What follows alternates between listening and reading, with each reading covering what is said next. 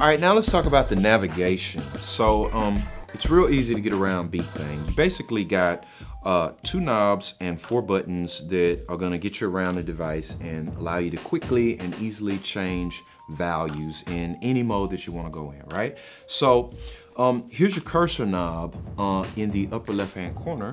And as you turn this cursor knob in any edit mode, it basically is going to move you around the edit screen. When you turn it backwards, then you'll see your cursor move around backwards. So forwards and backwards. And any place that you can highlight with your cursor is basically going to be a place where you can change a value. And when you want to change a value, then you can just grab your data knob and change that value. See how I'm changing my track here by just changing the data knob. And here's the beauty of Beat Thang is that you don't just have to change or move in one way. I can also change my data by using the data buttons, backward and also forward.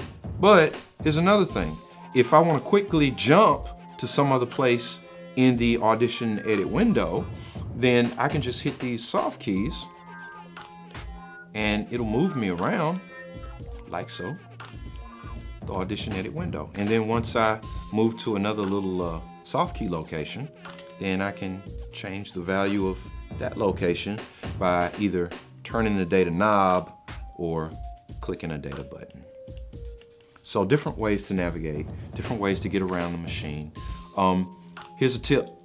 If you want to move large spaces, like let's say you're going into a browse mode, and maybe I want to browse the different kits on a track. As soon as I turn my data knob, that's going to launch me into a browser mode, and I'm going to be able to quickly move through all the kits.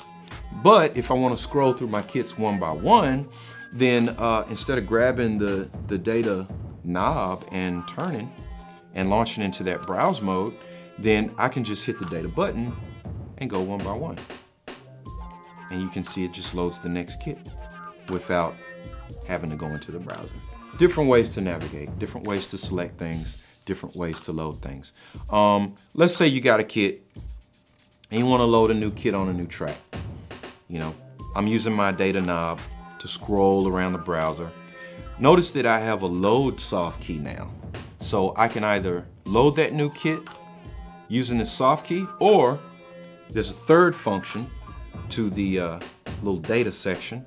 If I press down on that data knob, notice it has the same effect. It has an enter effect, or the same thing basically as the load soft key will do. So different ways to get around, different ways to access data on your Beat Thang, and different ways to navigate.